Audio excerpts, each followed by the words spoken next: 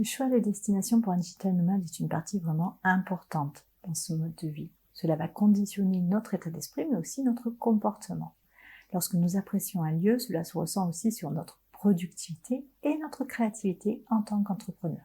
Mais comment bien sélectionner sa future destination? Quels critères faut-il prendre en compte pour s'assurer d'un lieu de vie et de travail qui soit conforme à nos attentes? Eh bien, c'est ce que nous allons voir ensemble dans ce nouveau contenu.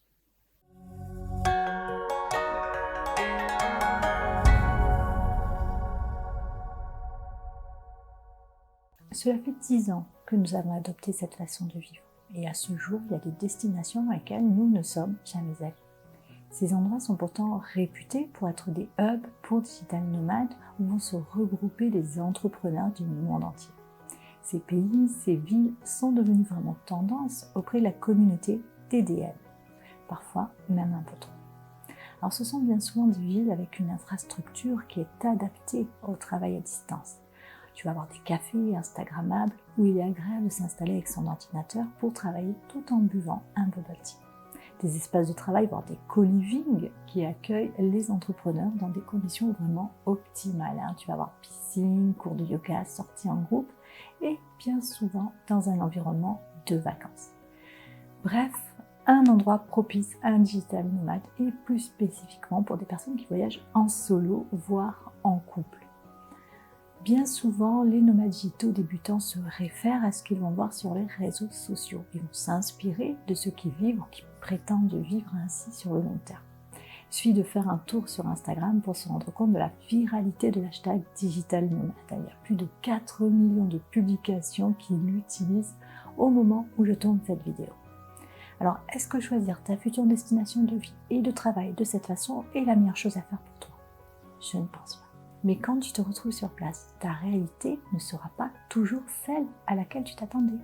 Beaucoup de personnes sur les réseaux sociaux ne montrent que ce qu'elles veulent bien te montrer. Elles vont te vendre une destination, un style de vie qui est enjolivé. Et trop souvent, les aspects négatifs du lieu, par exemple un environnement pollué, bruyant, la pauvreté, la délinquance, la surpopulation, ne te seront jamais montrés. Lorsque nous choisissons une ville, c'est soit par envie personnelle, réaliser un rêve comme en vivant au Japon ou bien à Hawaï.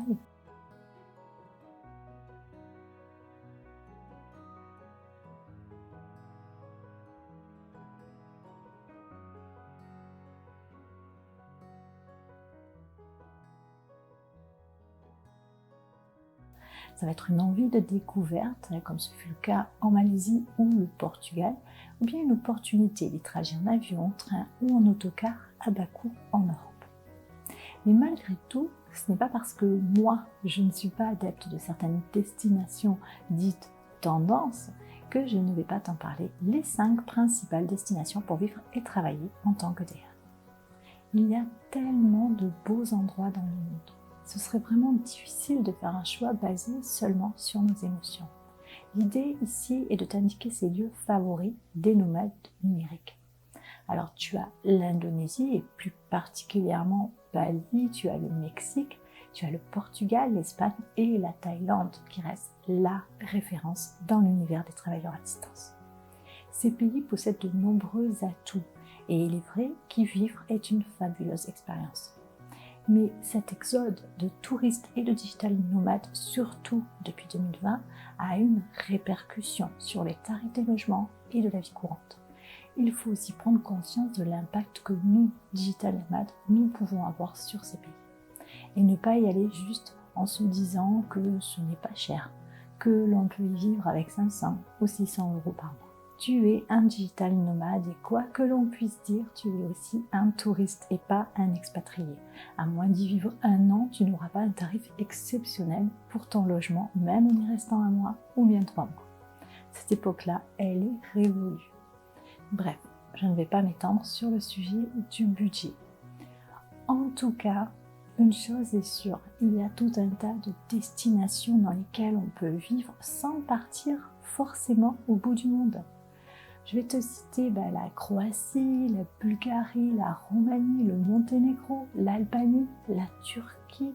Tu as aussi la Hongrie, la Grèce, le Maroc. Nous avons vécu dans plusieurs d'entre elles et nous en gardons un très bon souvenir. Et si tu rêves de pays lointains, eh bien la Malaisie est un vaste territoire que tu peux parcourir avec un visa tourisme gratuit pendant 3 mois. Et mon coup de cœur, c'est l'île de Langkawi.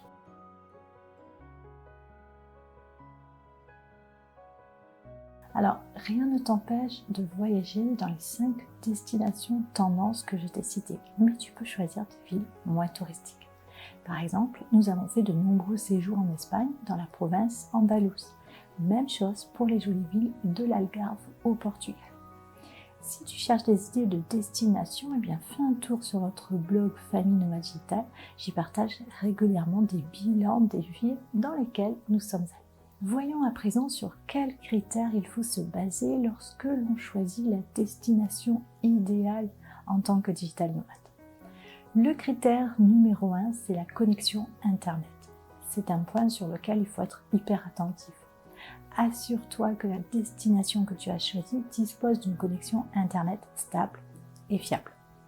Pour cela, tu peux utiliser le site de Nomadlist qui liste les villes les plus performantes en termes de vitesse Internet. Critère numéro 2, un accès facile sans visa. Il y a de très nombreux pays qui proposent un visa d'entrée gratuit de 90 jours. Tu as le Maroc, tu as la Tunisie, l'Afrique du Sud, le Japon, la Malaisie, Singapour, la Corée du Sud, Hong Kong, Taïwan, etc. Cela donne de nombreuses possibilités pour séjourner et découvrir un pays en mode slow travel. Tu peux contrôler les conditions d'entrée sur le site diplomatie.gouv.fr. Le lien direct est indiqué dans la description de cette vidéo, juste en dessous. Critère numéro 3, le choix des attractions de la destination. Le quotidien d'un entrepreneur nomade ne se limite pas à bosser des heures et des heures sur son écran d'ordinateur. L'objectif de ce choix de vie, c'est aussi de profiter de son lieu d'accueil. Tu vas donc choisir ta future destination en fonction de ce que tu aimes, montagne, plage, forêt, et aussi de ce que tu as envie de faire, de la rando, des sports nautiques, des visites culturelles, la nourriture peut-être, etc. Pour connaître la température des mers et océans du monde, le site sabaigne.net te sera utile. Le critère numéro 4, le climat. Alors quand on décide de passer une bonne partie de l'année une valise à la mer ou bien un sac sur le dos, eh bien c'est pour vivre dans des endroits qui nous changent de ce que nous vivons en tant que sédentaires. On veut du soleil, on veut des cocotiers, on veut de belles plages, ou alors des endroits riches d'histoire et de culture où il est bon flâner le nez en l'air en mode touriste. En Europe, c'est assez facile de prévoir le climat en fonction des 4 saisons. En Asie du Sud-Est, bien là, ça va être différent. Par exemple, en Malaisie, selon l'endroit où tu es, bien tu auras des averses de pluie tous les jours en après-midi. Alors pour anticiper et bien choisir sa destination et le bon climat qui va avec, tu as le site du Routard qui est de bons conseils. Critère numéro 5, le coût de la vie.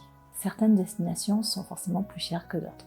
Donc avant de tout réserver, vérifie bien que tu disposes d'un budget suffisant pour couvrir tes dépenses de logement, de nourriture et de transport. Tu peux avoir des estimations sur le site de Numbeo. Et je te mets juste au-dessus un lien vers la vidéo que j'avais faite sur le budget pour un digital nomade. Ça peut être utile de la voir ou de la revoir. Et bien sûr, tu peux retrouver tous les sites que je cite ici dans la barre de description sous cette vidéo et sur notre blog famillenomadedigital.com. Et si tu n'es pas encore abonné à notre chaîne, eh bien c'est le moment de le faire. Critère numéro 6, la langue. Si tu n'es pas très à l'aise pour communiquer en anglais, eh bien tu as plusieurs options. Déjà, tu peux chercher une destination qui soit francophone. Tu peux utiliser une application de traduction comme Google Translate. Ou bien voyager avec des personnes qui manient très bien la langue de Shakespeare. Critère numéro 7, la sécurité. En tant que digital nomade, tu vas voyager avec du matériel de valeur. Ordinateur portable, smartphone, caméra, voire ton drone. Et tu peux être la proie d'arnaques, de pickpocket ou de vols à l'arraché. Ça nous est arrivé, on s'est fait voler notre téléphone au Vietnam et nous avons eu aussi droit à plusieurs tentatives d'arnaque avec les chauffeurs de Grab. Bon, je te rassure, tu seras souvent plus en sécurité que dans des grandes villes françaises, mais malgré tout, il est important de vérifier le taux de criminalité dans la ville où tu vas séjourner. Et renseigne-toi aussi sur les risques potentiels et les avertissements de voyage avant de prendre ta destination. Le site diplomatie.gouv.fr te sera encore une fois de bons conseils à ce sujet, même si parfois ils peuvent être un peu exagérés selon la destination. En tant que Français, tu as la possibilité de t'inscrire sur le site gratuit Ariane et être averti en cas d'un événement à risque dans le pays où tu séjournes. Critère numéro 8, la communauté digitale nomade. Il y a certains cas où il peut être utile de choisir une destination où il y a déjà une communauté de DN établie. Alors je ne suis pas super fan car du coup tu peux avoir tendance à ne rester qu'entre digital nomades et ne pas aller vers les locaux. Et pourtant c'est merveilleux d'avoir des connaissances, voire des amis un peu partout dans le monde. Mais c'est vrai que de te retrouver dans une communauté de digital nomades, si tu voyages seul, eh bien ça peut être plus rassurant. Tu pourras ainsi rencontrer d'autres personnes qui vivent la même expérience que toi. Vous pourrez faire des activités ensemble, vous pourrez partager des conseils et des astuces et pourquoi pas établir des partenariats professionnels. 9e et dernier critère, suivre ses envies.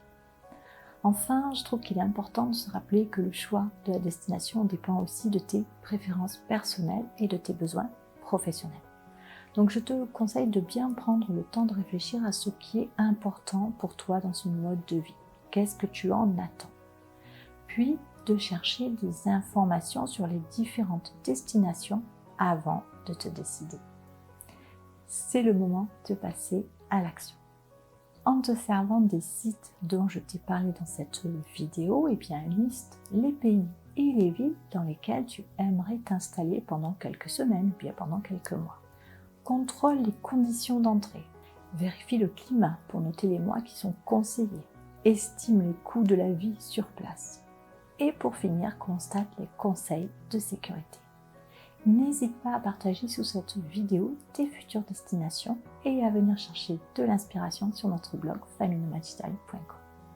Je te laisse et on se retrouve très vite pour une prochaine vidéo.